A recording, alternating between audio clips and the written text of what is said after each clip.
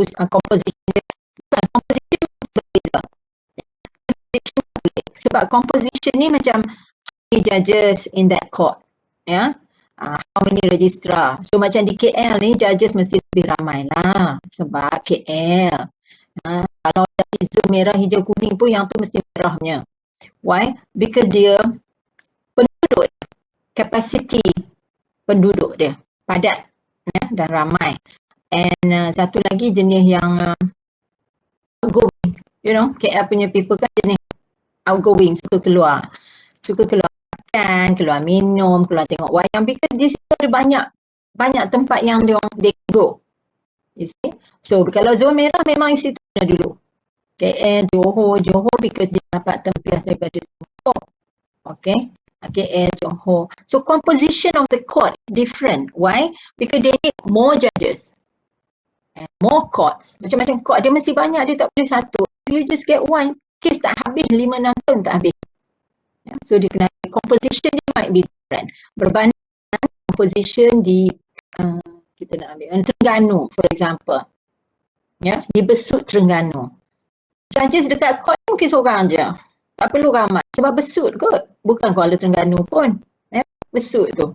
Satu hari dia nak buat berapa kes saja. So composition might be different, tapi jurisdiction is the same. Okay. Kalau High Court punya jurisdiction A sampai B, dan mana-mana High Court pun in Malaysia A sampai B, jurisdiction tak berbeza. Mana boleh jurisdiction berbeza? Jurisdiction tu maksudnya power, your power, the limitation of the judge power tu. So kalau dia the judge in High Court, power dia A sampai Z, A sampai B, A sampai B sahaja. Di mana-mana negeri pun. Kalau power dia K sampai F, sampai F saja. Jurisdiction tak boleh berbeza. Kalau tidak, dan akan adalah orang yang salah guna kuasa. Sebab apa? Sebab jurisdiction kat KL lagi besar, you know, lagi luas. Kalau dekat negeri lain you boleh letak penjara 5 tahun saja, tapi kat KL I boleh letak penjara 20 tahun. Tak boleh lah macam tu. Sebab jurisdiction sama. Composition might be different. Okay. Macam Jabatan Bantuan Guaman, you know, Jabatan Bantuan Guaman, Legal Aid Center, kalau dekat KL ni banyak sangat. Yalah KL, okay. Putrajaya pun ada, Wilayah Persekutuan pun ada. Dekat Kedah ada satu je, iaitu Jabatan Bantuan Guaman. So siapa pun di satu Kedah ni, kalau you need bantuan Jabatan Bantuan Guaman, you pergi yang kat Alor-Setar tu. Sahaja. Kelantan pun satu sahaja, Terengganu pun satu sahaja. So dia ikut negeri. Itu composition, tapi jurisdiction dia sama. Sama lah dengan topik today, dia masih lagi ada redundancy. So bila saya tengok ada redundancy tu, yang mana yang redundant tu saya tak nak buat dah lah, sebab dah 2 kali dah kita buat. Sekejap lagi you pun boring, you akan kata ni dah buat dah itu, kan? Dan buang masa. Tapi memang topik dia macam tu. Sebab apa? Sebab dalam silibus macam tu. Okay, dan kita buat ikut silibus. Saya tanya pula, awak silibus tu? Yang tu saya tak tahu. Saya tak buat silibus. Okay, silibus bukan dibuat oleh saya. Siapa buat, saya pun tak tahu siapa yang buat silibus. Okay, itu masalahnya ya. Masalahnya yang buat silibus tu tidak mengajar. Yang mengajar tu tak buat silibus. So dia jadi macam tu lah. Sama lah macam undang-undang kita yang buat undang-undang tu, dia tidak enforce the law. Dia buat law. Tapi yang enforce the law ni dia tak buat law. So dia akan jadi haywire. Masa kita belajar ethics, moral, etika dulu, ingat tak? Redundancy of the law ataupun clash of the law akan jadi haywire to the public. Betul tak? Ini subjek yang hari tu, yang masa dia buat make test dulu. Ingat? Baik, apa dia haywire of the law tu? Haywire ni macam chaos lah, you know. Sebab ada redundancy of the law. Contohnya macam masa PKP. PKP kita buat ni lah, PKP, PKPB, PKPP dan segala-galanya. You tak boleh merentas negeri. One time merentas daerah pun tak boleh kalau kes tu banyak. Kalau kes tu kurang, negeri tak boleh. But if you need to, dia bagi exception sebab ada orang yang kena, kena merentas negeri. Contohnya because you're working, dari satu, macam dari Perlis pergi Kedah, dari Kedah nak pergi Kelantan, you working ya. Ataupun because yang ramai orang guna, alasan yang orang guna tu ialah dia pesakit lah kan, selalu guna alasan tu lah ya. So apa yang dibuat ialah suatu ketika dulu kerajaan telah umumkan you need to have a letter from the police department, from PDRM. Am I right? Dulu student pun kalau ingat tak bila kata siapa nak balik kena dapat surat pada polis, semua beratok kat balai polis Changlun tu, sampai Changlun tu jadi meriah lah kan. Changlun tu kan bukan tak meriah sangat tapi dia jadi meriah lah ya, sampai panjang lah, beratok sampai ke jalan raya. Why? You need to get that letter. Am I right? Am I right? Yes. Tetapi yang buat law tu bukan orang yang akan enforce tu. Maksudnya those yang cakap you need to get a letter from the PDRM, it's not from PDRM. It's from the executive. Pihak eksekutif yang buat, which they are the one who enforce the law. Ingat kita ada separation of powers tu? Ingat? Ni macam revision lah ni. You nak buat esok ni. Yes pula. Exam. Revision of powers. So, orang yang buat law tu, dia enforce the law. Dia bukan menguatkuasakan law. Orang yang enforce the law is not the one who do the law. So, that's why dia jadi chaos sikit. So, polis penuh lah. Penuh balai polis. Nak keluar tak boleh, nak masuk tak boleh. Dan public pun susah jugalah. So, bila ada rompakan bersenjata di salah satu kedai di Changlun tu, macam mana polis nak pergi? Polis duk buat surat rentas negeri. You nampak tak? Polis duk buat surat rentas negeri tu, beratok sampai ke jalan tu. Pusing kedai mamak Yasmin, Nasmin, Nashmir, apa benda semua tu. Lepas tu ada rompakan bersenjata. Polis mana nak pergi? And then Sekatan Jalan Raya, polis juga kan? Nampak tak? Ada doktor pergi buat Sekatan Jalan Raya? Mana ada? Polis juga. Tak cukup polis dah sampai tu kena panggil askar. Remember kita ada panggil askar sekali sebab polis dah tak cukup. Polis ada dia tak berdaya. Kucing naik pokok tak boleh turun pun orang panggil polis. Padahal yang panggil bomba tu bukan polis. Okay? So itu dia yang kita kata, when a person yang enforce the law is not the person who do the law. So dia lah. Kalau orang yang buat undang-undang, dia akan ubah sikit sebab dia kena, ini sebagai contoh je yang PDRM tu, dia kena ubah lah sebab kami polis ni, kami nak jaga keamanan negara. Okay? Itu yang first and foremost, pentingnya. Okay? Lepas tu kalau nak buat surat ke apa, mungkin kita boleh bagi ke orang lain. Mungkin lah ya. Boleh tengok lah Malaysia ni ada banyak. Polis, PDRM, ada bomber, ada apa panggil saya tak tahu, banyak lah yang you boleh enforce. So, itulah juga dengan silibus. Yang buat silibus tu bukan orang ajar. Orang yang mengajar tu tak buat silibus. So, dia tak tahulah ada redundancy di situ. Sebab kita banyak kali dah buat composition dengan jurisdiction dan 2 kelas dah kita buat, you mungkin tak perasan tapi yang 2 kelas lah yang buat. So hari ni ada lagi composition dan jurisdiction, same thing, iaitu subordinate dengan superior. Yang tu saya nak skip sikit lah ya, sebab kalau saya cakap pun sama je, it's the same thing, same dengan kelas kuliah yang hari tu dan kuliah yang sebelum tu. So saya nak pergi kepada yang baru sikit ya, yang tak ada redundancy. Sebab kalau you dengar, you boleh check balik yang anotan yang lama tu yang tentang composition and jurisdiction. Okay? Alright. So kita tengok topik 13. Sekejap lagi you heran pula ni composition jurisdiction tak nak buat dah. Sama je. Ya, sekejap nak. Kenapa tak jalan pula dah? Saya tak tahu. Okey, dengan kelas saya ada masalah sama.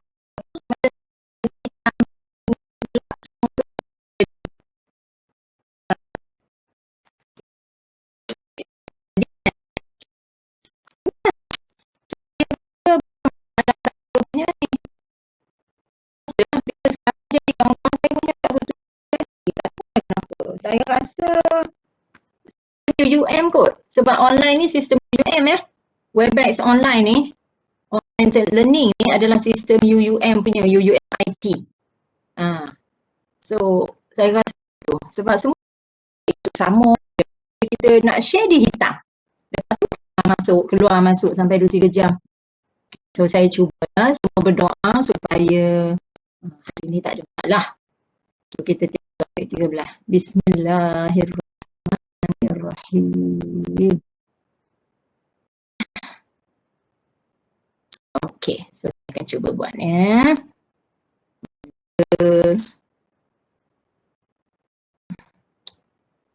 Sekejaplah. Rasa UMIT ni ada masalah besar ni. Dia pun tak tengok. Okey. Tengok boleh tak? Bismillahirrahmanirrahim. Saya cuba share lah. Kalau share, okey saya nak bagi tahu dulu. Kalau share kemudian jadi blank, hitam ke merah ke apa ke, and then you tunggu sekejap, saya akan keluar dulu daripada Webex ni. Ya, I need to get out first, and then saya masuk balik. Saya nak nampak dululah. Pokok saya dia jadi. Okey.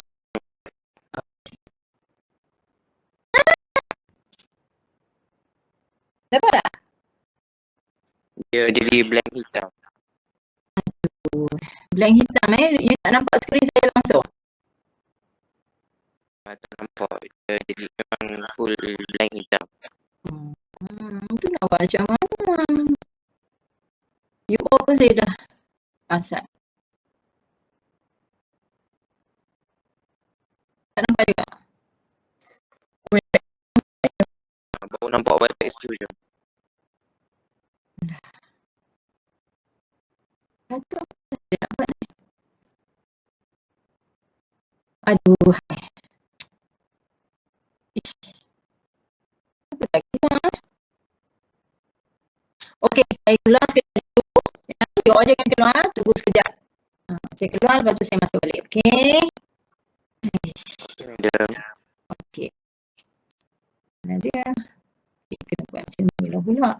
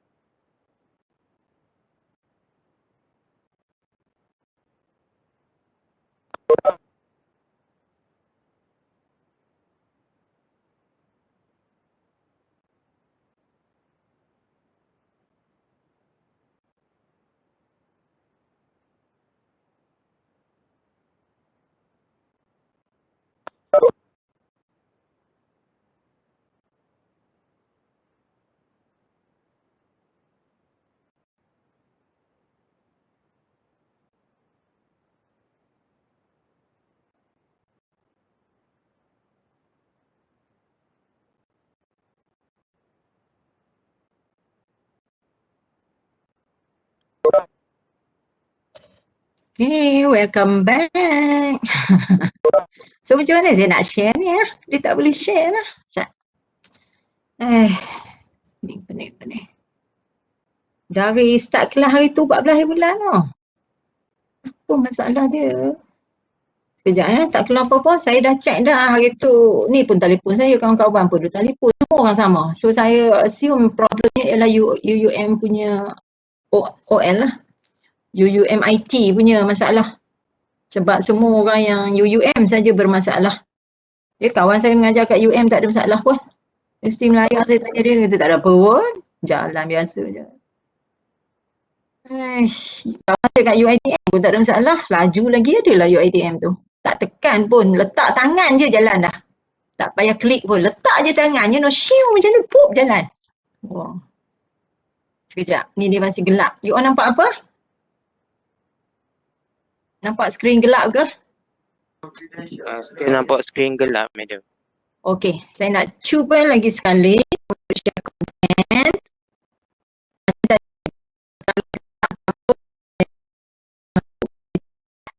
Sampai 10. Sebab I need to finish this off. Ya, because next week will be the last class. Kalau ikut kalender akademik. Tidak semua saya kumpul next week, susah sikit. Kita 10. Okay, let's try again. Bacalah doa sama saya. Nak baca doa apa? Sama je tak? Sama ke? Sama madam.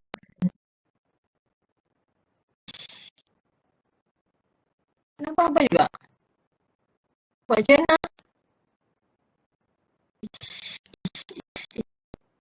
Siapa tahu macam mana nak buat? Tak tahu dah nak buat macam mana. Share content. Saya share tapi kenapa dia tak keluar?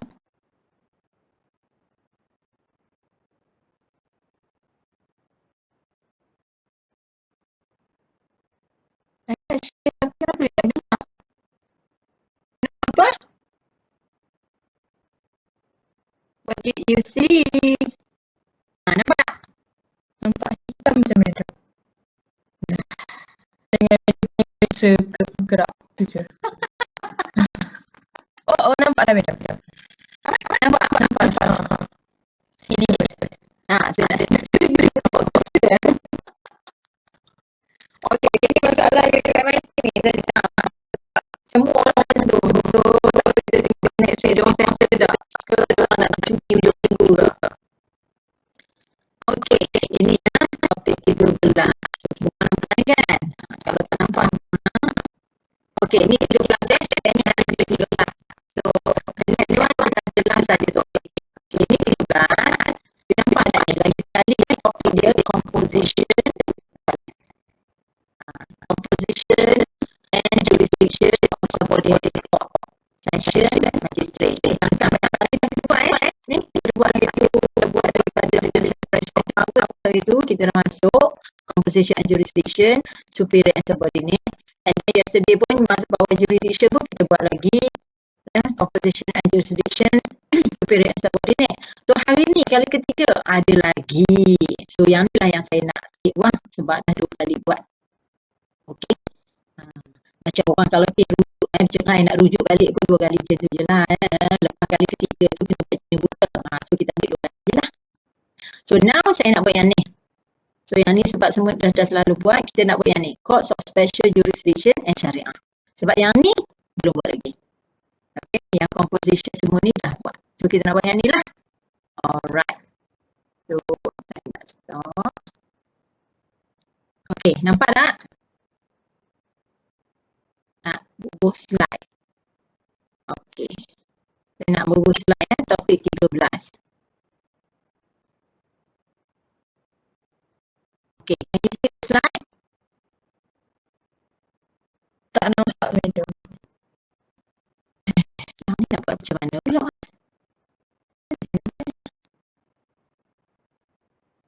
Ni, nampak? Tak juga. Tidak madam. Ish. Tadi saya buat macam mana? Tadi saya buat macam mana? Nampak dah madam. Okay. Now composition and jurisdiction juga, but not to the subordinate and superior court anymore. High Court, Court of Appeal, Federal Court, Magistrate Session tu dah kerap sangat buat 2 kali dah. So now kita nak buat composition and jurisdiction on the courts of special jurisdiction and Sharia court. Okay, this is the book 1. Ada introduction, definition, historical background, tapi semuanya tentang yang ni lah. Kita nak buat itu sahaja. So let's have a look at the first one. Now, composition, like I said just now, composition is the element that makes up a court. Maksudnya the judge, prosecutor, defendant who play their part in the sitting. Sitting dalam court ni dia panggil sitting tu maksudnya siapa yang sit in the court. Okay, whoever presence in the court. Now without their presence, the court tak boleh jalan. Maksudnya kalau macam kita, orang yang nak pergi mendengar sajalah, nak dengar kes. Kalau kita tak pergi, tak ada masalah. The court will still go on. Tapi these people, kalau dia orang tak ada, court cannot go on. Ini kita panggil opposition. Iaitu of course ada judge. Okay, the judge tu kena ada. Prosecutor kena ada lah. Prosecutor is the one yang mendakwa. Kalau tak ada orang yang mendakwa, dia macam mana nak jalan kes. Okay. Prosecutor, tapi kadang-kadang dia tak hantar prosecutor, dia hantar dia punya assistant. That's yang kita panggil timbalan pendakwa raya. Yeah. So sama ada pendakwa raya atau timbalan dia. Okay, and then of course the plaintiff, the defendant kena ada lah. And then the lawyer for the plaintiff or the defendant tu kena ada lah. Kalau you pakai lawyer, kalau you tak pakai tak ada lah. Okay, and then of course your saksi lah. Do you have any witnesses or evidences? Okay, these are composition. Jurisdiction, like I said just now, jurisdiction is power of the court. Apa power dia? So power tu bergantung kepada types of courts. If you are session court, power you banyak tu saja. Ya. First class magistrate, second class magistrate, itu jurisdiction. Jurisdiction is the same to all courts in Malaysia. Tapi composition might not be the same. Okay, now let's have a look at what are special jurisdiction. Okay, courts of special jurisdiction are divided by three. Courts for children, native courts and special courts. So kita pergi by one ya. Can you hear me? Tak boleh nampak ke? Okay. Betul, madam. Banyak lagi saya duduk cakap seorang-seorang, habis kelas you kata kami tak dengar apa pun. Kami tak nampak apa pun. So kalau tiba-tiba dia blank ke, dia gelap ke, dia pink ke, saya nah. Kalau tidak saya teruskanlah ya, saya move on. Saya move on. You need to tell me. Okay. First one. Okay, court for children. Now previously it was known as juvenile court. Biasa dengar tak juvenile court? Ya? Dulu drama Melayu ada sekali buat drama Melayu Juvana tajuk dia. Biasa dengar tak? Lama dah, lama dulu-dulu ke. Juvana tu, betul. Juvana tu bahasa Melayu, yalah bahasa Melayu, bahasa Inggeris yang dimelayukan. Bahasa Inggeris dia ialah juvenile. Okay, juvenile dan dimelayukan jadi juvana. Okay, juvenile means children. Children means those who are not adult yet, iaitu yang belum capai umur dewasa. Semuanya dikategorikan sebagai children. Okay, jangan tengok kisah kecil lah. Lagi bila you kata court for children, you duk bayangkan budak kecil comel-comel je masuk, bukan. Dia tengok umur. Kita kategorikan children and adult according to the age, not according to the size of that person. Okay, so kalau saya biasa pergi sekolah rendah, saya tengok budak tu, ya Allah besarnya macam tingkatan 6, tengok-tengok baru darjah 5. Oh, ada. So yang tu children lah. Kalau tingkatan 6 tu adult. Okay. So children are called as juvenile court. Okay. And then it was changed to court for children ikut our act ya. Ini bukan English law ya, ini Malaysian law. Our Child Act 2001, dia tukar juvenile tu menjadi court for children. That's why sekarang you tak dengar dah perkataan juvana tu. Kalau you baca kes yang lama, kes yang before 2001, you masih lagi dengar perkataan juvenile. Tapi after 2001, after the election of this act, Child Act 2001, dia panggil courts for children. Now, the purpose for this court is to hear, determine and dispose of any charge against a child. So children, umur berapa kita anggap children? Anyone? The age yang kita anggap dia ni children. 5 sampai 18 ke, madam? Tak tepat. Ada yang betul, ada yang salah. Sebab tu saya kata tak tepat. Salihah Farihin.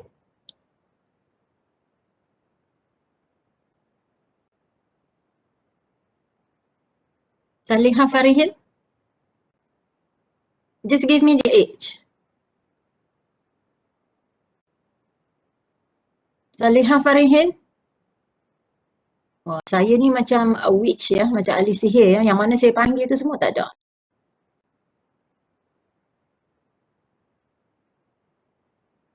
Dania Farisha.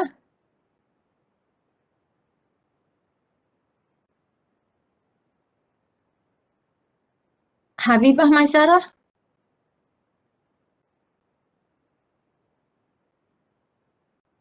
Kenapa semua ni tak dengar ya? Ya? 12 kot. Ni siapa yang cakap ni? Sebab saya tak. Saya Habibah Maisarah. Okey, Habibah Maisarah cakap berapa? 12. Dia cakap apa? 12. Ha. Betul. Falihah Syarihin. Salihah Farihin. Silap nama. Salihah Farihin. Muhammad Saleh. Habibah betul. Yang first tadi tu ada yang satu tu betul, satu tu salah. Salihah Farihin tak ada ya? Okay. Habibah betul. Dania Farisha tak ada juga. Irdina Afifah.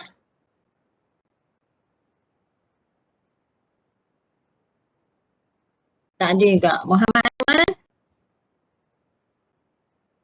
Apa ni semua pakai tak mai ni? Kenapa you kerap saya? Kenapa kelas ni jadi macam ni ya? Madam, Ya. Muhammad Aiman dia hantar mesej dalam grup kata dia pergi open mic hari ni. Oh yang tu Aiman ya? Saya Nur Aiman. Oh you Nur Aiman, dia Muhammad Aiman. Okay. So yang lain tu tak ada ya? Yang lain tu memang confirm tak ada lah kan? Dina, Dania dengan Salihah. Okey, siapa nak bagi jawapan? Ada yang jawapan betul, ada yang jawapan satu betul, satu salah. Siapa nak cuba? Liana Hadirah? Tak ada tak? Madam, Ya. seseorang yang di bawah umur 21 tahun. Salah you. 21 tu kalau untuk mengundi, tapi itu dulu ya, sekarang ni 18 pun boleh undi lah. Bukan. Category as children. Sebab hanya children saja yang you can go to this court. Kalau you bukan children, you nak masuk tak boleh. Macam you all ni kan. Asasi nak masuk, dia kata no, you cannot come to this court. Dan you kenalah tahu kenapa ya. Because the court is for children, and then you akan tanya children tu siapa ya? Siapa children? It's not according to the size, it's not according to the weight, it's according to the age. So for children, according to Akta Umur Dewasa 1971, children is categorized as below 18. Below lah, below. So, kalau umur 1 hari children ke?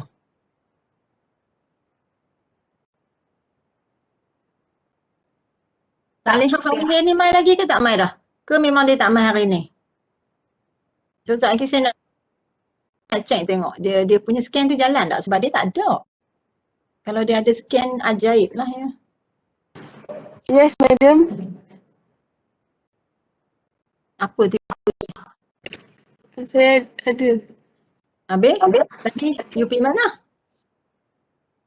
Tadi you pergi mana? Saya dah panggil you. Sorry, madam. Saya pergi tandas.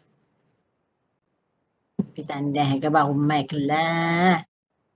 Okey, jawab.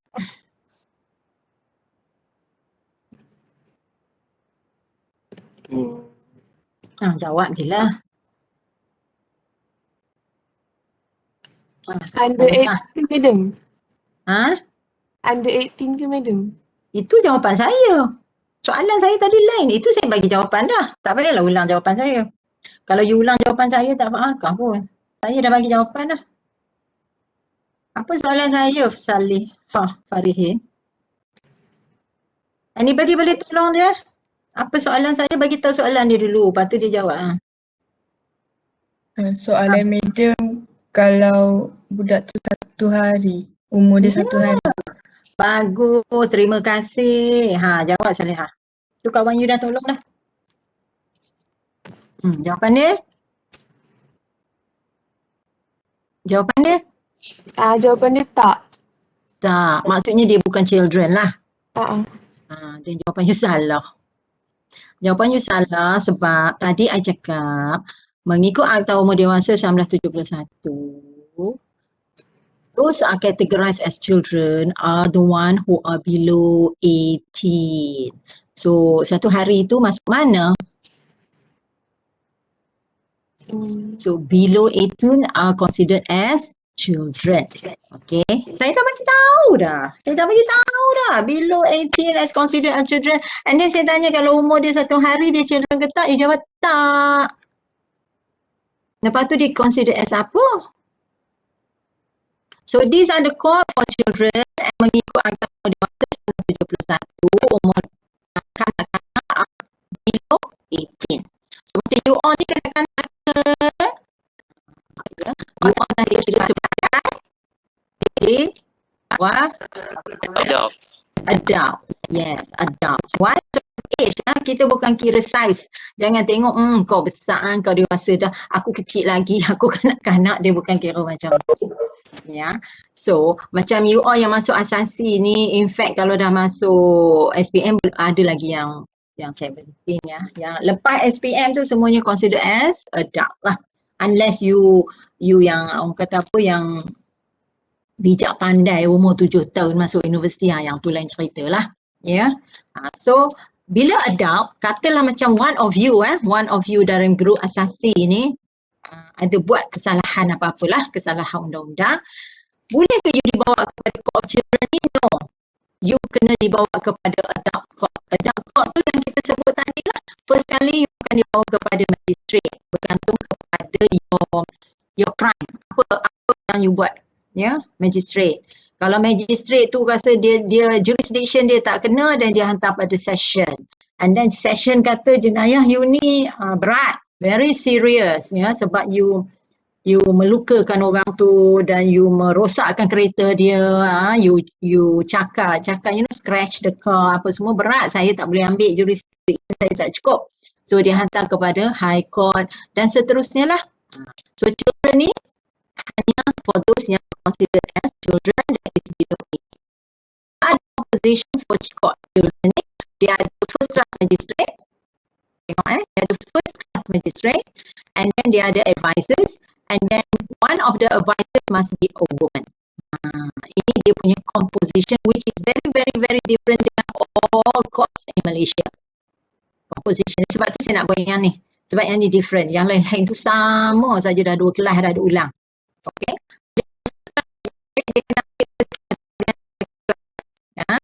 And then dia ada advisors, which one of the advisors is a woman. Kena ada woman. Okay. And then the second court is the native court. Native ni, mahkamah native bahasa Melayu dia panggil apa tu, saya tak ingat. Native ni untuk orang-orang asal ataupun orang-orang asli. Di tempat yang mana we still have asli atau penduduk asal dia, seperti di Kuching, Sarawak, Sabah, we still have native court. Di Malaysia ni saya tak ingat ada kat mana, mungkin ada kat Gua Musang tu, sebab Gua Musang Kelantan tu dia masih ada orang asli. So itu untuk native court, maksudnya it's not for you, it's not for me. Sebab kita bukan native kan, dan kalau kita duduk di bandar dan kita kena pergi court yang ada di bandar tu lah. Court yang native ni yang dia tak ada court di situ. So dia orang guna native court. Okay. Nampak ni. Native law practices for non-Muslim indigenous people. Indigenous ni maksudnya penduduk asal di situ, yang mana kita kenali sebagai orang asli. Okay. Now jurisdiction. The court for children has jurisdiction over any cases involving children. Okay. Yang tu yang tadi saya dah sebut. Kalau saya tahu ada tadi, saya tak adalah explain banyak-banyak. Okey, ada pun sebut. Punishment. Mana dia? Tadi saya pergi buat native court dah. Oh, native court slide ni patut masuk sini, tak apa. Now, punishment for children. Okey, kita back to children ya. Sepatutnya native court ni duduk kat sini slide ni. Tak apa, saya tarik di sini. Masuk sini. Tak apalah. Okey. punishment. Okay. Punishment selalunya untuk children adalah warning. Selalunya dia bagi warning, amaran ya, warning. And if you repeat the offence, baru you akan kena punishment. So for the first time you buat tu, dia akan bagi warning dulu. Sebab children bukan adult.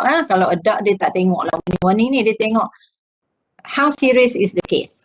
Okay, kalau you menyebabkan kematian tak ada warning lah ya. Apa case pun, let me remind you ya, sebab you dah belajar law ni. Apa kes pun kalau you menyebabkan orang tu mati, you tak akan diberi warning. Orang tu mati saja, you akan terus masuk bawah kanun keseksaan, iaitu jenayah berat. Tak kira lah dia mati pasal apa. So whatever you do, make sure orang tu tak mati.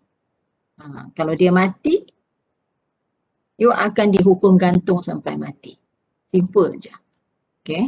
So apa buat pun melawak jangan lebih-lebih. Ya, tampak bahu. Tampak bahu. Orang tu dah tampak bahu. Tampak bahu, boom, mati. Nak buat macam mana? Saya cuma menampak bahunya saja, mana saya tahu dia nak mati. Kalau mati, kes you terus masuk 306 kanun keseksaan, di mana jika disabitkan kesalahan, anda akan dihukum gantung sampai mati. Maksudnya kalau tali gantung tu tak bagi you mati, mereka akan gantung sampai mati. Sebab itulah yang tertulis dalam kanun keseksaan, digantung sampai mati. So make sure apa pun you buat, orang tu tidak mati. Okay. Kalau kanak-kanak, you akan diberi warning. Lepas tu kalau serious crime, bunuh orang, apa benda, curi orang, apa benda yang memang tidak serious, dia hantar ke satu school yang dinamakan Henry Gurney School. Henry Gurney ni yang juvenile lah, untuk juvenile. Di situ dia panggil school dia tak prison sebab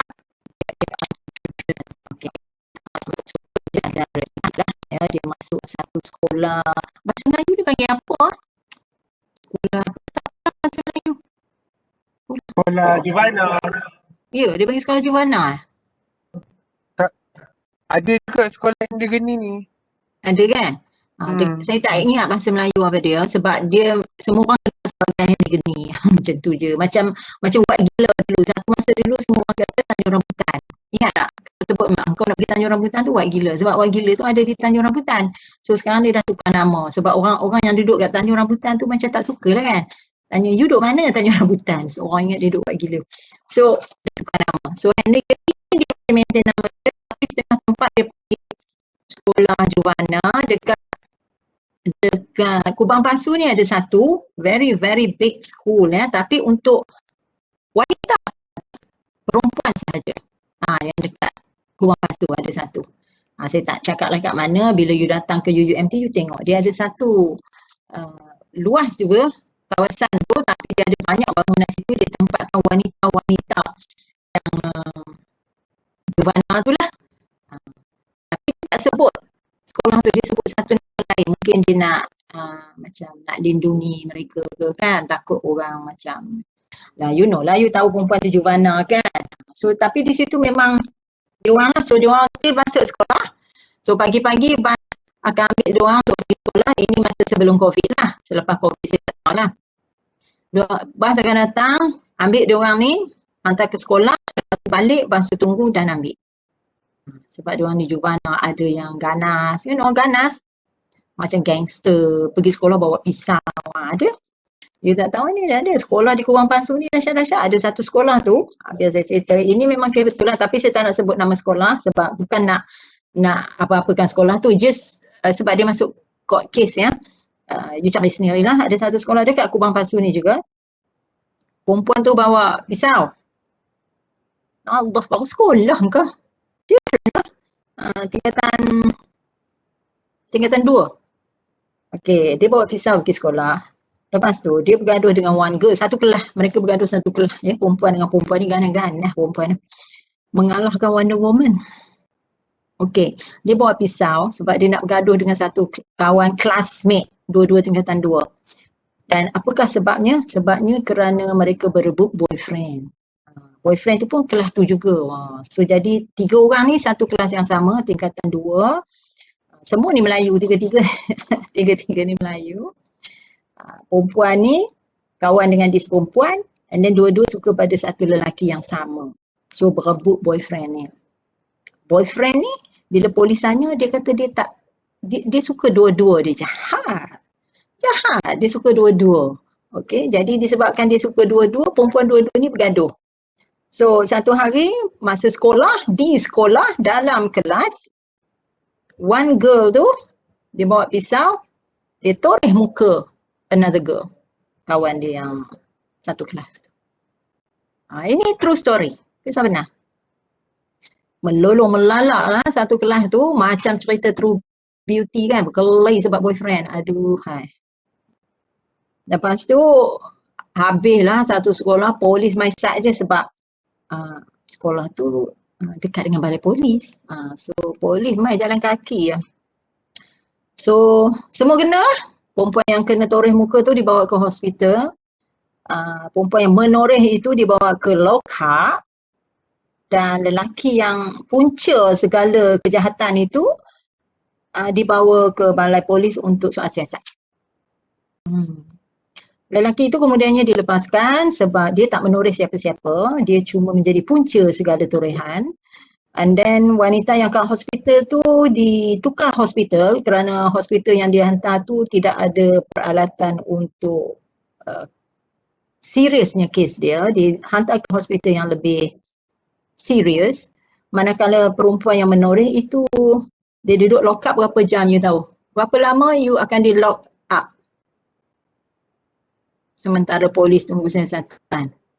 Lepas tu dia orang transfer dia ke Henry Gurney School. Dia tidak dipenjarakan kerana dia bawa umur. Tapi kalau dia dah cukup umur, dia toreh muka orang, dia akan masuk penjara. Dan kalau torehan tu serius, dia akan kena sepanjang hayat. Cuba you baca kes tu. Ini kes juvenile lah ni. And saya rasa kalau dia duduk dalam Henry Gurney School tu tak sampai 3 bulan pun saya rasa dia akan menyesal kerana lelaki tu dikatakan telah mencari teman wanita yang lain.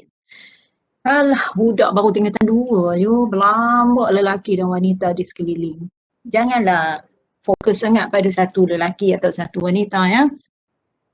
You baru tingkatan 2, baru duduk Kubang Basuh. You tak keluar lagi pun pada Kubang Basuh, you tak pergi Putrajaya lagi. You tak tengok lagi lelaki jejaka Johor. You tak tengok lagi di Kelantan lagi lah putih-putih melupak kau. Boleh semua pakai santau belaka. You tak tengok lagi. You baru tengok kat Kubang Basuh and you toreh. So masuklah dia di Henry Gurney School. Okay. Enough for fine. Memang kena fine. Fine ni maksudnya denda. Fine ni denda tau. So dia kena denda. Denda ni siapa bayar? Mak bapak dia lah bayar. Dia nak bayar. Kalau dia tak boleh bayar fine, apa akan jadi? Siapa tahu? Kalau you are being fined, you kena fine tapi you cannot pay the fine. Apa akan jadi? Siapa tahu? Lihat apa dia?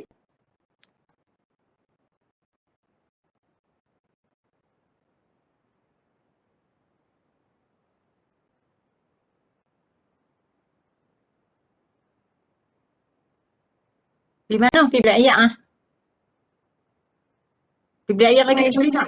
Yes, madam. You kerja pergi bilik ayak aja. Jawab. You pergi mana Kak Cik? Awak hari ni kerja pergi bilik ayak ya. Ni sekali habis kelas pergi duduk dalam bilik ayak tu lama-lama. Sorry, madam. Ni saya duk ngajar. You kena dengar nah. Saat ni kalau soalan keluar you tak ada jawab. Saya nak pergi bilik ayak pun saya tahan tu sebab ada kelas.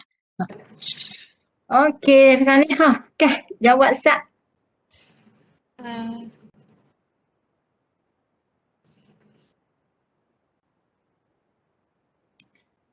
You tak tahu soalan kan? Daniel Farisha. Saya tahu madam tanya lelaki Perlis main santau. Bukan, itu bukan soalannya. Saya tak kata lelaki Perlis main santau. Saya kata di Perlis tu memang terkenal dengan santau.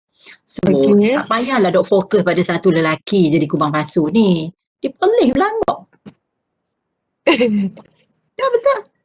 Kes Mona Fendi. Penyantau yang paling popular sekali di tanah Melayu. Dia orang pelih. Mona Fendi. Dan asisten dia lah suami dia. Orang Kelantan. Pelih dengan Kelantan ni kalau berjumpa ni meletup. You tak baca kes Mona Fendi? Cuba baca kes Mona Fendi. Kes tahun 9. Masa tu saya student lagi tau. Masa kes Mona Fendi tu saya masih student. Dan kes Mona Fendi tu menggegarkan satu Melaya. Tahu tak Mona Fendi? Tahu, madam. Dia menggegarkan satu Melaya sebab dia buat santau dekat orang dan dibantu oleh suami dia. Suami dia orang Kelantan. Suami dia rakyat Kelantan. Dia rakyat Perlis. Dari situlah baru orang buka mata tentang Perlis. Sebelum tu orang tak tahu pun pasal Perlis. Ya, cuma nak pergi naik ferry pergi Langkawi je masuk ke Perlis. Lepas tu orang semua terkejut dengan kehebatan Perlis. Baru orang tahu orang Perlis ni pandai santau. Orang Perlis memang pandai santau. Saya bukan kata lelaki sahaja ya. Yang duk menyantau tu kebanyakannya perempuan. Sebab apa? Sebab dia dekat dengan sempadan Thailand. Santau tu kan asalnya dari Thailand. Ya, duduk di sempadan Thailand, belajar buat santau. Lepas tu Mona Fendi tu dihukum gantung sampai mati. Okey, suami dia dari Kelantan pun dihukum gantung sampai mati. Dan mereka ada penolong. Penolong tu tak sampai mati, penolong tu dipenjara sepanjang hayat. Dia buat santau, lepas tu dia ambil apa? Dia ambil minyak. Dia ambil minyak apa? Minyak orang. Dia ambil orang, dia gantung bagi kepala jatuh ke bawah, dia bakar supaya minyak turun. Dia ambil minyak. Minyak tu buat apa? You tahu minyak orang buat apa? Minyak tu dia buat ubat pengasih.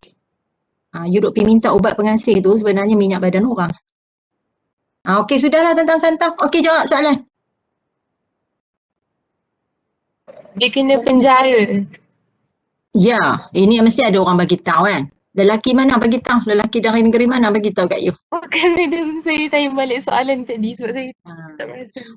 So, you kena dengar betul-betul Naf, Salihah. Kalau you duk dengar tenggelam timbul, tiba-tiba you kata, oh, orang lelaki boleh buat santau. Bahaya tu. Semua yang you buat tu sangat bahaya. Sebab saya tak kata pun lelaki boleh pandai buat santau. Saya tak kata.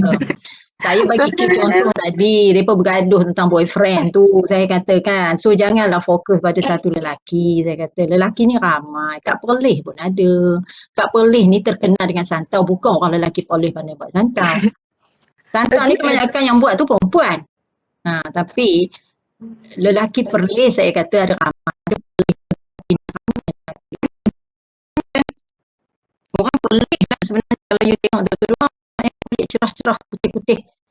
Ya, tapi dia tidak begitu popular macam yang di Kelantan. Saya tak tahu kenapa, mungkin dia punya under exposure. Tapi kalau you pergi Perlis, you cuba tengok. Lelaki Perlis banyak putih-putih, cerah-cerah.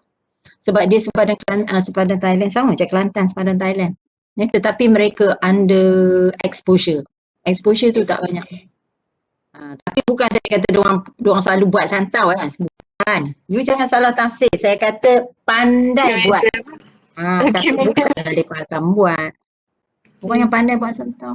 Orang nak buat ubat santau apa semua dia pergi Perlis kan. Nak minta ubat santau pergi Perlis. Nak kahwin tanpa kebenaran isteri pertama pergi Perlis. Nak masuk siam pergi Perlis. Nak pergi Langkawi pergi Perlis. Nak makan buah harum manis pergi Perlis. Nak makan buah anggur pun ada di Perlis. Perlis ada ladang anggur. You tahu tak? Anggur. Great. Cuma tak ada ladang buat wine saja. Tapi ada ladang anggur. Ajaib Perlis ni. Tapi dia under exposure. Dan lelaki-lelaki dia kebanyakannya kulit cerah. Wanita-wanita pun sama juga. You jarang tengok. Dia under exposure. Dia tidak di-expose. Tapi kulit mereka memang cerah-cerah. Handsome gitu. Sebab tu saya kata jangan duk fokus lelaki kubang pasuh je. Fokus lelaki kat Perlis. You tak pernah tengok lelaki Perlis. You tak pernah tengok tempat yang saya tengok. Putih, cerah-cerah. Handsome gila. Lepas tu boleh cakap siap. Apa lagi you nak? Okey, kalau you dapat fine, mahkamah kata you are fine. Lepas tu children tu tak boleh bayar fine. So dia akan dikenakan lokal lagi lah sebab dia kan bukan masuk penjara. Katalah dia kena masuk Henry School ni, contoh lah ya, dia kena masuk 2 tahun. Ini contoh. Kemudian dia ada fine dia. Lepas tu fine tu tak boleh bayar. Dia tambah lagi lah. Itu dia maksud dia, selain daripada 2 tahun, oleh kerana you tak boleh bayar fine tu, tambah lagi 2 tahun 6 bulan. Sebab menggantikan fine yang you kena tapi you tak bayar. So selalunya siapa bayar fine ni? Selalunya mak dia lah bayar. Bapa selalunya kena marah tak mau bayar.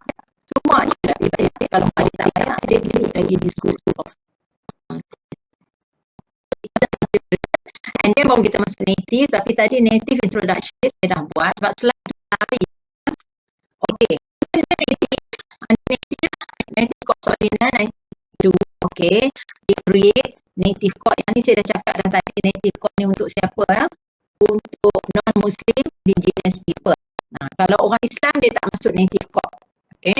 Function dia, courses dia untuk mendengar courses. Courses ni sebab-sebabnya lah ya, classes dan special jurisdiction of resident. Resident. Maksudnya penduduk tempat itu sahaja. So katalah you ni dari Sabah Sarawak kan, lepas tu kena masuk high court ni, saya nak buat permohonan lah, saya nak masuk native court. Tak boleh. Ya, dia untuk resident tu sahaja, tempat tu sahaja. Okay. Okay. By native court iaitu religious of adat, adat dia, adat resam dia, tu dia. Native customary land, ya, ni kaitan-kaitan yang masuk native courts ni.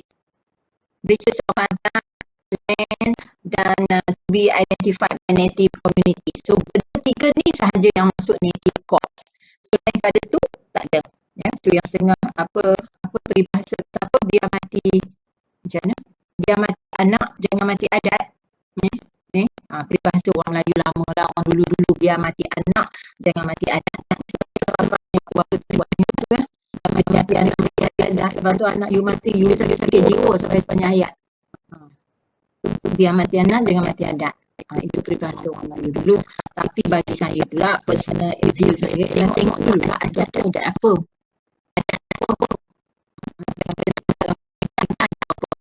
Adat dia ialah anak perempuan saya mesti dikahwinkan dengan anak lelaki awak. Tak payah ikut. Sebab kita tak tahu lagi anak lelaki dia jadi apa. Adat macam tu tak payah ikut.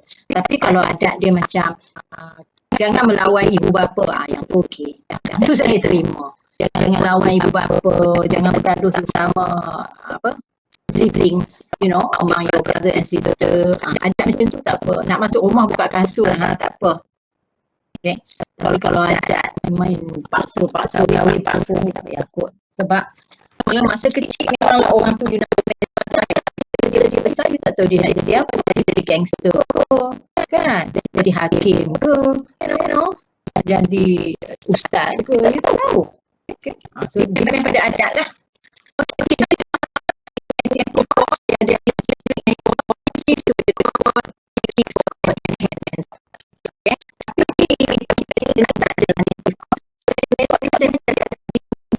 Indigenous people, iaitu macam orang asli.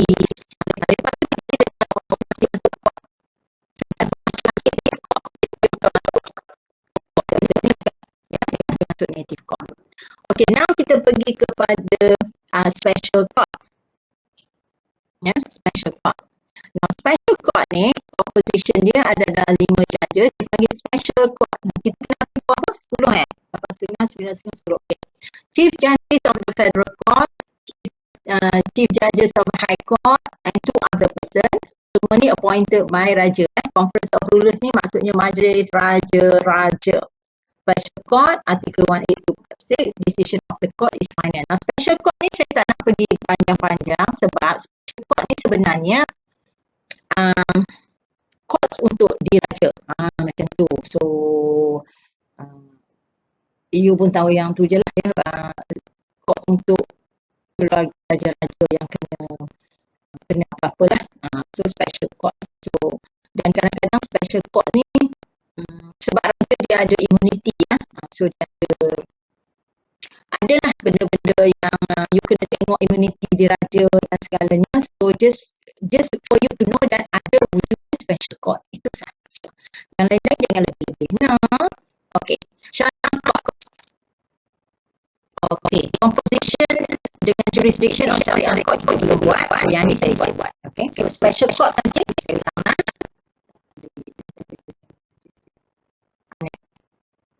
Special court tadi adalah court of children. Kita tahu tadi ya, children. Ni court. Tapi court for children ni start daripada 2001 tau. Children's Act 2001. Sebelum tu dia tak ada lagi court of children, dia panggil juvenile court. And then native court untuk indigenous people. Siapa yang orang asli lah, indigenous special court ni untuk people yang special. Kewujudan dia ada 3. Tapi you perlu 1 dengan 2 je lah yang special tu. Just tahu benda tu wujud. Itu saja. Kalau you nak tahu lebih lanjut, you bacalah sendiri. Okay. Okay, the next one, kita nak tengok court composition mana tadi? Syariah court. Mana dia? Okay. Syariah court. Syariah court sama juga, dia ada subordinate. Ya, subordinate ni maksudnya mahkamah rendah ya, mahkamah rendah syariah. Biasa dengar tak? Mahkamah rendah syariah. And then kalau kes tu tak lepas subordinate, dia akan pergi high court, okay, mahkamah tinggi syariah, and then appeal. Mahkamah rayuan syariah. Tapi appeal ni dia bukan everyday ada ya. Appeal dia bergantung kepada kes lah. Selalunya kes yang dahsyat-dahsyat tak. Anybody boleh bagi tahu saya apa dia kes yang sampai ke peringkat appeal? Syariah. Syariah. Tak mau kriminal, tak mau civil. Kes syariah yang sampai ke tahap appeal. Anybody?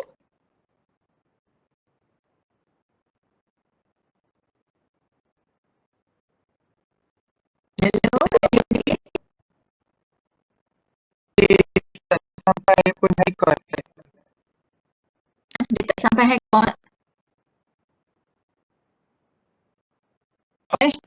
Mana dia? Saya tak nampak muka you all.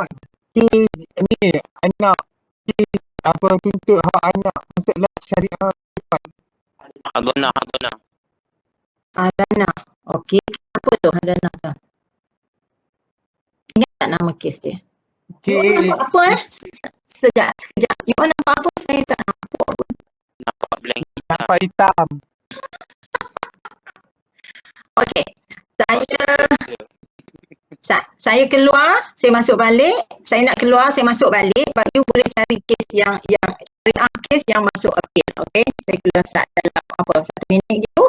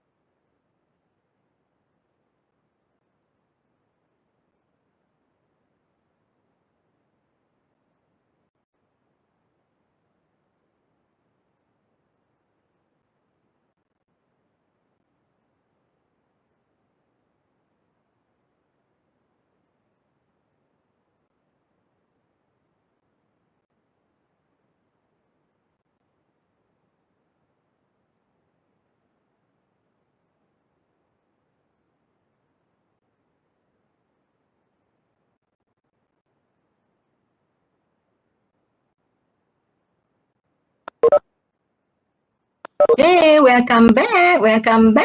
Aduh, hai berapa kali dah buat ni? Saya nak kena report lagi lah. Yesterday saya report dah. Sebab yesterday pun saya ada kelas 5 petang macam ni. Keluar masuk. Lepas tu student tu keluar tak masuk-masuk. Okey, nampak apa? Still nampak blank hitam. Nampak. Awak dia jadi macam ni. Content. Tak ada apa pun nak share content. Okey, tak apa. Sementara menunggu saya share content. Okey, bagi satu kes tadi cakap ada kes hadanah. Ingat tak nama kes? Kalau tak ingat kes, cerita sikit. Kalau tak ingat nama. Apa jadi dalam kes hadanah tu? Ni yang saya nak yang peringkat appeal lah. Bukan lower court, bukan high court. Tapi appeal court. Syariah kes. Sebab kita sedang buat syariah sekarang. Okey, you kata kes hadanah. Okey, apa nama kes tu? Tak ingat nama tak apa. Apa cerita dia?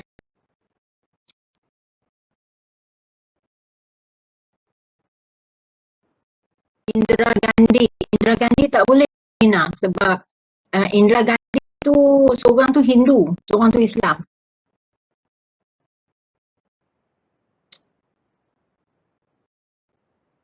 Bolehlah kalau you nak pakai sebagai appeal lah, tapi saya tak boleh, saya nak yang semua pelaku-pelaku dia adalah Islam. Sebab Indira Gandhi memang dia masuk appeal, tapi benda tu dia jadi satu isu besar sebab satu pihak Islam, satu pihak Hindu. Dia memang jadi isu besar sebab tu benda tu hari tu sampai bawa parlimen. Sebab seorang Hindu, seorang Islam. So yang Hindu tu agama Hindu agama tau, bukan bangsa. So yang Hindu tu nak bawa kes dia masuk yang bukan syariah sebab dia bukan Islam. Manakala yang Islam tu taklah nak bawa masuk syariah sebab dia dah tukar agama. Tadi Hindu juga lelaki tu. Tapi dia tukar agama So saya dua-dua pihak tu. Sebab yang Indira Gandhi tu kita dah buat pada hari tu. So tak payahlah ulang. Madam, Ya. kalau kes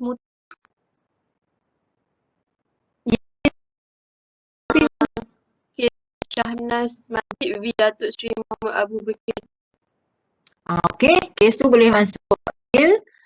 Syahnas lawan apa? Datuk Seri Mahmud Abu Bakar. Kan? Anak-anak leader Sarawak. Kes Sarawak. Okay, ya, yang tu bagus. So kalau Imanina kata pakai kes Indira Gandhi, betul, yang tu boleh, bukan tak boleh ya, sebab dia bawa juga kepada appeal. Tapi pelaku-pelaku dia seorang Hindu, seorang Islam. Boleh pakai juga. Kes Syahnas lawan bekas suami dia, yang dua-dua Islam, memang masuk sampai Court of Appeal, betul. Dan dalam kes tu ada satu tentang muta'ah. So dia berjaya atau tidak? Dia berjaya atau tidak kes muta'ah tu? Sampai appeal tau. Appeal syariah. Sebab peringkat pertama tu dia tak setuju. Dia berjaya atau tidak? Dia berjaya tapi tak dapat nilai yang dapat tapi Tak kurang. dapat. Ya, dia 10 juta muta'ah. Ya. Tapi dia tak dia bagi muta'ah tapi tak bagilah 30 juta. Sebab ada sebab ya. Kita tengok sebab ada isteri lain. So dia nak kena support isteri lain lagi. Actually dia berjaya tapi tak berjaya. Berjaya dia berjaya dalam tuntutan muta'ah tapi dia tak berjaya dapat jumlah yang dia nak. 30 juta tu dia tak dapat ya. Dia dapat sikit daripada tu, dia dapat 4 juta. Sebab hakim memikirkan suami dia ada tanggungan lain ya, ada isteri lain, anak lain. Bagus. Satu lagi kes apa? Yang juga di Malaysia ni semua kes-kes yang meletup lah. Kalau yang tak meletup susah dia nak cari. Lagi kes apa yang sampai appeal? Appeal ni maksudnya dia peringkat pertama tu tak puas hati ya. Sebab tu dia pergi. Satu lagi kes apa? Siapa tahu? Yang tadi muta'ah, lepas tu hadanah, so dia ada kes hadanah, muta'ah, lagi. Bagus. Pandai lah. Hadanah, muta'ah, lagi satu saya nak. Madam, follow. Apa dia? Apa dia cakap? Kes. Oh, tak. Follow. Okey. Kes apa yang masuk sampai appeal? Ni dia masuk appeal lah. Appeal saja. Saya ingat tu ada masuk TV yang seorang orang kaya lah yang dia bini dia minta lebih kurang 8 juta bini dia. Isteri dia minta 8 juta daripada Bukan isteri dia tak. Kiranya isteri dia tu suami dia tu minta 8 juta dekat isteri minta kepada suami. Kalau kuluk ya, perempuan tak boleh minta. Kuluk ni maksudnya lelaki minta duit. Perempuan tak boleh minta duit. Suami minta duit. Suami minta 8 juta. Atau dia tak ingat nama kes. Saya tak ingat nama kes. Tapi itu mesti saya. Apa dia tak ingat. Hari itu saya masuk TV. Apa nama dia Daisy? Hari itu saya masuk TV. Oh, masuk TV. Jangan duk main silap-silap. Okey. You tak ingat nama. Sebab kalau you tak ingat nama, which one yang you refer case appeal ni berlambak. Okay. Okey. So, berjaya ke tak? Kiranya tuntutan 8 juta lelaki dia tu sangat-sangat tinggi. Lepas tu mahkamah tolak macam mana tak, dia minta. Lepas tu perempuan tu minta appeal tak salah saya. Lepas tu kurang lelaki tu lebih kurang dia dapat lebih kurang 4 juta, 3 juta macam tu je. Isteri dia siapa dia? Saya tak ingat macam. You ni semua tak ingat. Kalau you jangan boleh nama isteri dia saya tak ingat. Nama tu saya tak ingat. Nama kes lagi saya tapi kes ni. Susah. Ya, bahagian nama tu dapat makan. So tak apa. Yang bagus. Tapi you kena sendirilah ya. Yang kata kes Siti Fatimah Tan ke? Betul tak kes tu? Sebab saya tak tahu kes apa jadi saya tak tahu betul ke tak. Betul tak kes Fatimah Tan? So kalau you tengok di sini ya. Why cases sampai kepada kes ni berlambak. Let me tell you. Syariah punya kes berlambak-lambak sampai macam tadi kita ada satu contoh kes Indira Gandhi. Itu hadanah. Hadanah is penjagaan anak. Okay, so hadanah sampai ke appeal case dan dalam appeal case tu last mahkamah memihak kepada isteri yang beragama Hindu. Mahkamah appeal syariah memihak pada isteri dia yang beragama Hindu dan you baca dia ratio dia you boleh baca. Kemudian kamu tak ada Shahnaz terhadap bekas suami dia mohon 30 juta tapi mahkamah bagi 4 juta saja. Tak bagi juga, bukan tak bagi, tetapi dikurangkan jumlah tuntutan tu atas alasan-alasan lah dia mesti ada ratio resident dia yang tu you boleh baca sebab panjang, sebab harta banyak you know. Ada kapal laut, ada kapal terbang, ada kapal angin, kapal semua kapal ada lah. Lepas tu kes kuluk yang tadi, tapi kes kuluk tu you jangan silap ya, orang pun tak boleh minta daripada lelaki ya, bekas isteri tak boleh minta daripada bekas suami. Bekas suami sahaja boleh mohon daripada minta, bukan mohon, dia minta duit daripada bekas isteri, itu dinamakan kuluk, cerai kuluk, di mana suami minta isteri bayar duit untuk dilepaskan. Itu kita panggil khuluk. Dan khuluk ni dalam kes pun tak tahu kes nama apa. Tadi ada kawan tadi dia kata dia pun tak tahu, dia tanya pula teman-teman ke, dia tak tahu dia kata tak. So masih timbul tanda tanya lah ya, ada so di situ ikut kawan yang cakap tadi saya tak bagi nama kes, so saya tak tahu nak cakap nama kes apa. Tadi dia cakap Indira Gandhi, saya tahu lah kes Shahnaz, saya tahu.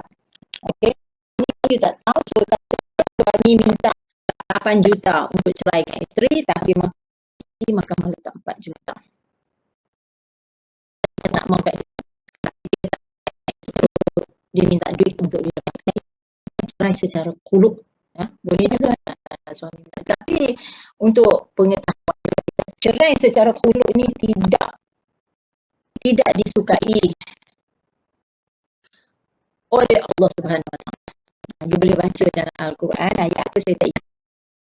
Tapi ada di situ Tuhan cakap, walaupun lelaki boleh minta cerai, boleh letak dulu, tetapi Allah tidak mengaturnya.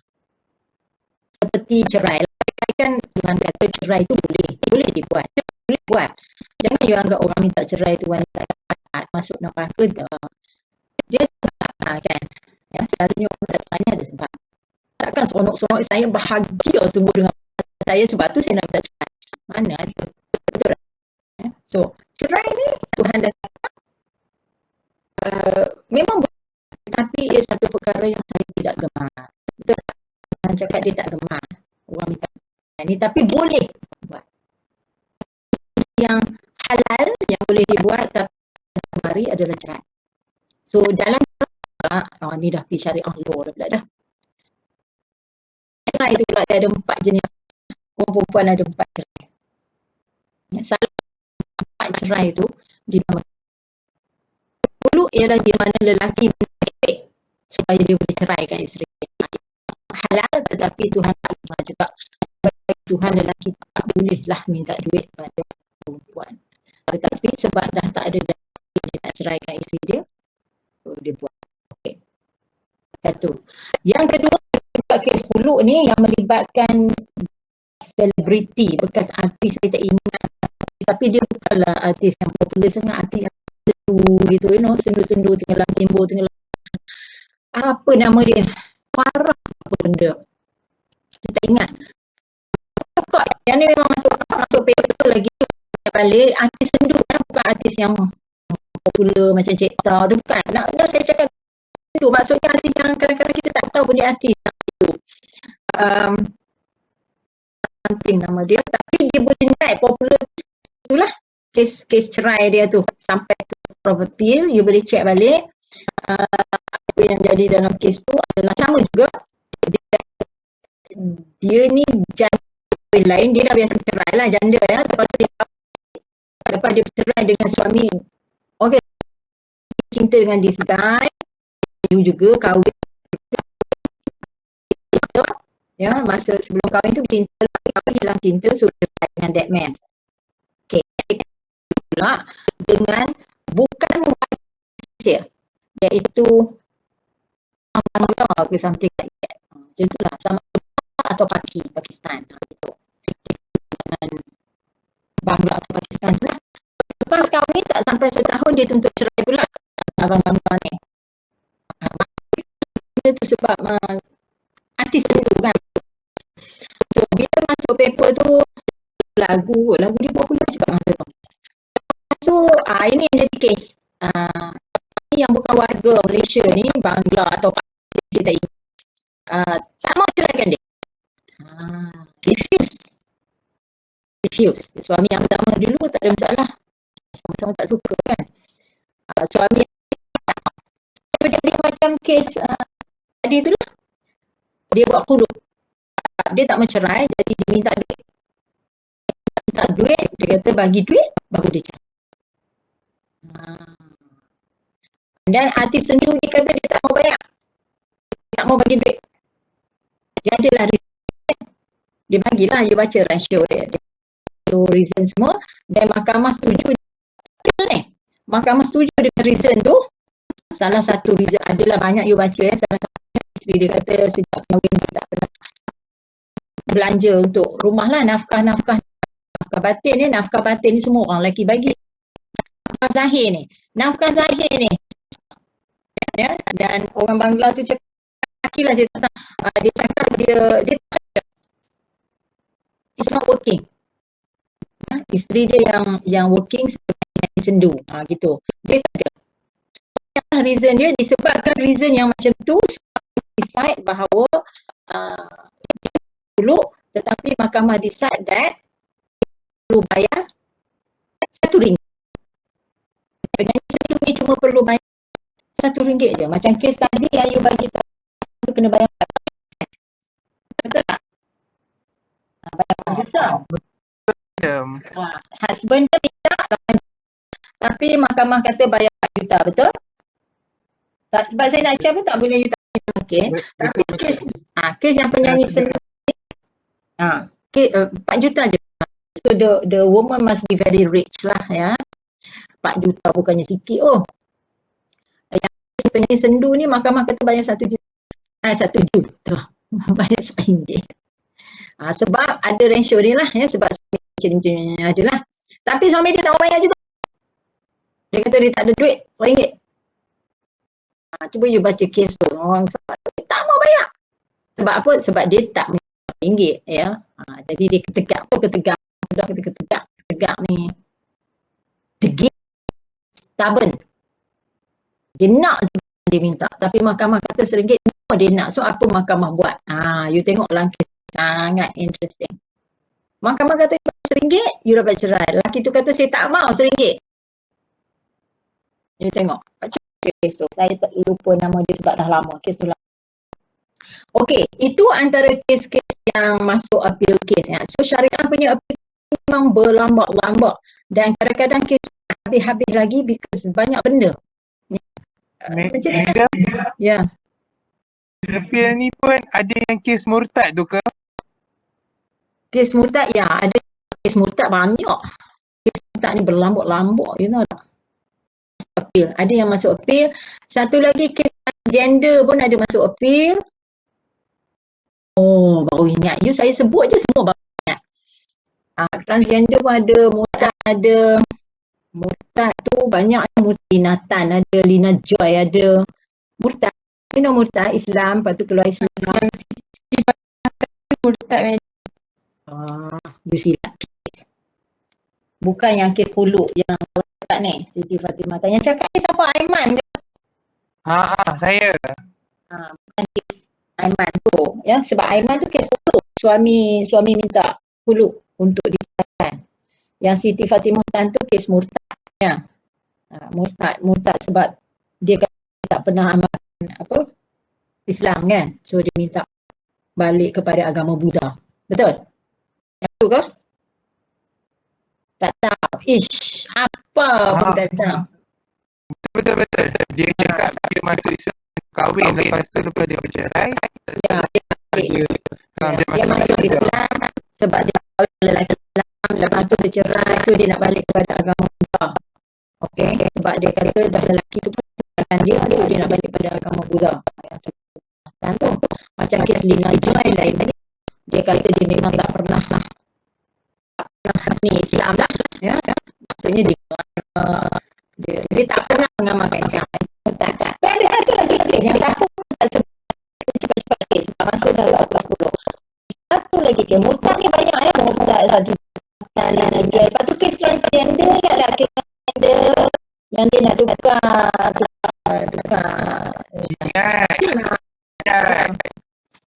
Bukan saja masuk opsi lagi kot.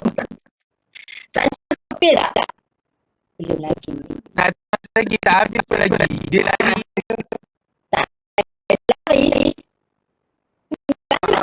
Mahkamah panggil ni ada orang. Dia dapat sepinang lah tu. Kalau mahkamah panggil, kita panggil sepinang. Surat yang mahkamah panggil tu sepinang. Kalau sepinang ya, any of you dia dapat sepinang. Sepinang tu apa? Surat panggilan dari mahkamah dia panggil sepinang. Kalau you dapat sepinang and you tak pergi, polis akan menghadap. Kalau surat dari bank panggil, you tak pergi, tak apa. Tak ada siapa kat you. Bank gengsi. Betul tak? You macam ada orang yang tak bayar bank. Lepas tu orang tu macam ini Encik A lawan Encik A. Kami nak datang, kita tak bayar duit kereta. Tahu tak? Kami dari CIMB datang nak ambil kereta. Mereka tu bukan orang bank ni tau. Itu mereka diupah oleh bank itu. Untuk menarik kereta mereka tu seharusnya gangster lah. Tapi bukanlah dia nak bunuh, dia nak ambil kereta. Dia mungkin nak ambil kereta bagi pihak CIMB. Bank dia tak hantar kerja dia hantar kerja dia memang tak. Okey. So kalau macam saja kita tak boleh masuk kes ni sebab kita boleh masuk kes. Dia macam yang cakap lah, dia berlari-lari kan, berat-beratan. Kalau sepinang telah dikeluarkan, maksudnya mahkamah boleh minta polis keluarkan waran tangkap. Kalau you dapat sepinang. Kalau tak dapat sepinang, tak. Kalau you dah dapat sepinang, you tak pergi, dan mahkamah akan minta polis, lagi sekali polis, kita minta jasa polis mengeluarkan waran. Siapa yang akan ditangkap polis lah sampai lagi. Okey, terus dia pakai sebab dia dah terang-terang kata orang Islam, dia cakap macam tu. Tak tahu lah kan yang saat itu dia kata aku tak mau jadi lelaki kan, aku tak jadi perempuan. Hari ini dia cakap lain tu. Okey, dia ada satu lagi kes transgender yang lama dia saya tak ingat. Dan satu lagi kes yang sangat popular, dia kes pertukaran nama. Anak nikah, dia berubah nama Abdullah, dia nak berubah nama suami dia. Ingat tak? Sampai ke kes. Tapi nama kanak-kanak itu tidak diisytiharkan sebab dia kanak-kanak, dia nak nak jaga maruah anak-anak tu lah. Jadi kes tu tak ada nama. Semua tak ada nama sebab bukan nak jaga ibu dan bapa dia terlanjur makan tu, bukan. Tapi nak jaga kanak-kanak tu.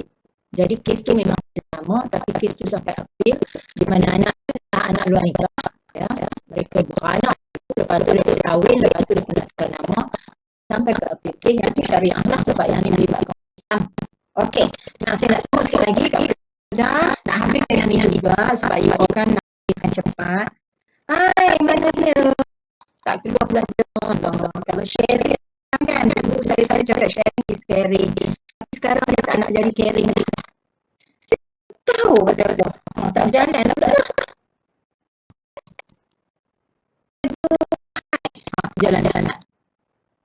Saya nak share. Harap-harap dia. Mana dia?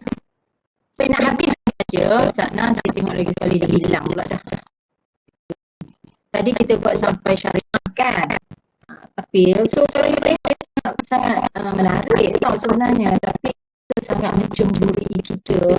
Tak dapat dah lah dengan keluar masuk sila 4 kali. Aneh.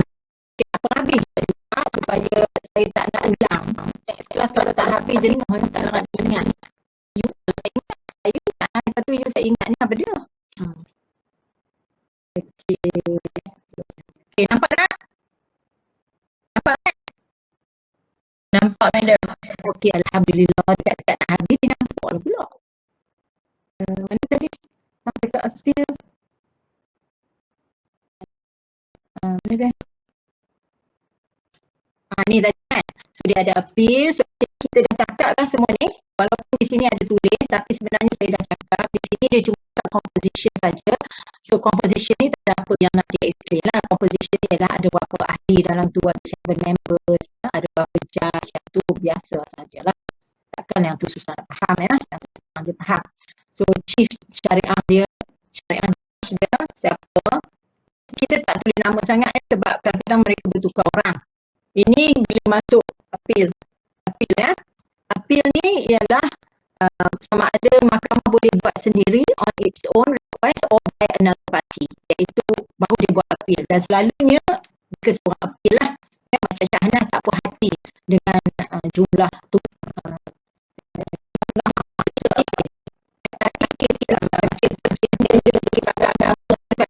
ada mahkamah yang sendiri ataupun kadang-kadang ada orang tu yang apply sendiri. Okey, itu appeal. Kalau high court, okey, high court dia serius appeal case. Selalu high court ni kes-kes yang melibatkan faraid. Faraid adalah pembahagian hukum Islam. Yang Chinese student ni boleh faham ke? Boleh ikut ya? Anjaman dan yang Lizewi, can you follow? You kena follow sebaiknya ada dalam syllabus. Sebab syariah court memang wujud di Malaysia. So you need to know. Ya? Dan macam kes hadanah perebutan anak tu kadang-kadang melibatkan orang Islam dengan orang yang India yang beragama Hindu. Manakala tukar-tukar agama tu kebanyakan melibatkan Cina Buddha masuk Islam, kemudian nak masuk Buddha balik. Macam tu. Kemudian dia manage selain daripada faraid, satu lagi kat sini ya, saya terlupa nak tulis, selain daripada faraid, dia juga melibatkan kes-kes tuntutan harta sepencarian dia masuk high court. Dia terus high court. Kalau kata dia buat tuntutan harta sepencarian, jangan pergi lower court, jangan pergi mahkamah rendah syariah sebab dia tak buat. Dia terus kepada mahkamah tinggi. Direct, dia tak payah pergi yang lower tu, dia tak buat di lower. So faraid dengan tuntutan harta sepencarian, sebab harta sepencarian tidak ada dalam agama. Agama tidak menentukan bahawa you boleh ambil harta sepencarian, dia tak ada. Harta sepencarian dibuat oleh manusia. Manusia buat. Sebab tu dia terus pergi kepada high court.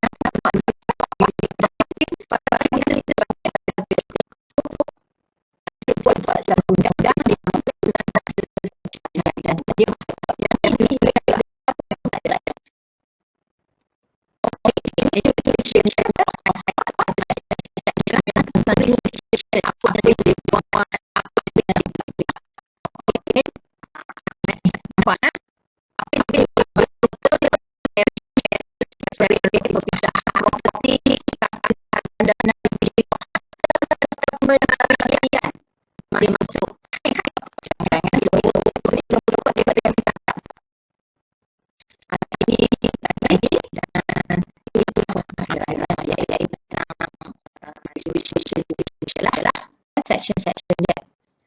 Subordinate code ni ialah subordinate code ialah rendah.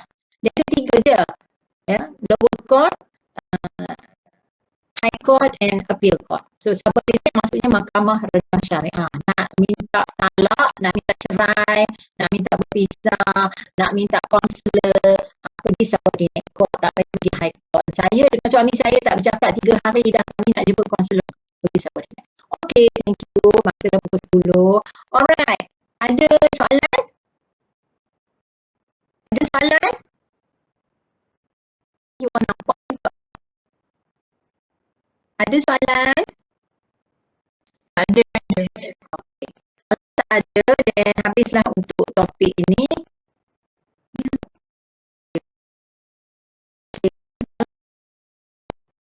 Hilang saya, tak tahu di mana. Okay, then habis kelas, kita akan buat topik yang terakhir iaitu topik 14 sempat habis lah. Ya. Kalau tak sempat, kita ada satu lagi Khamis tu. Topik 14 ni agak panjang. Dia. Baik, jangan lupa esok pukul 9 pagi final exam, good luck all.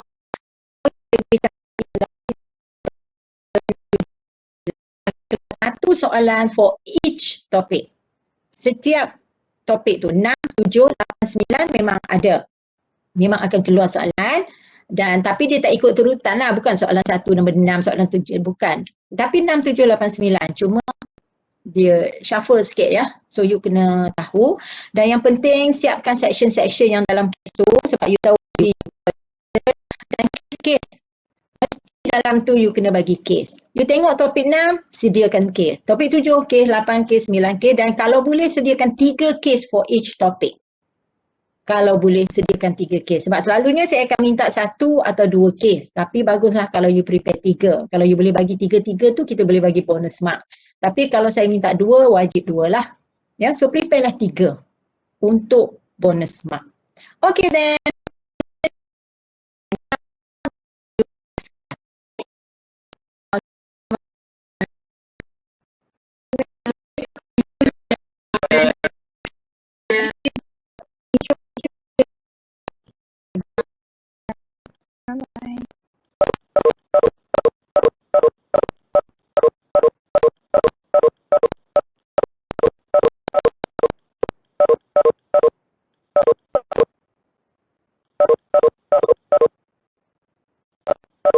Thank you, madam.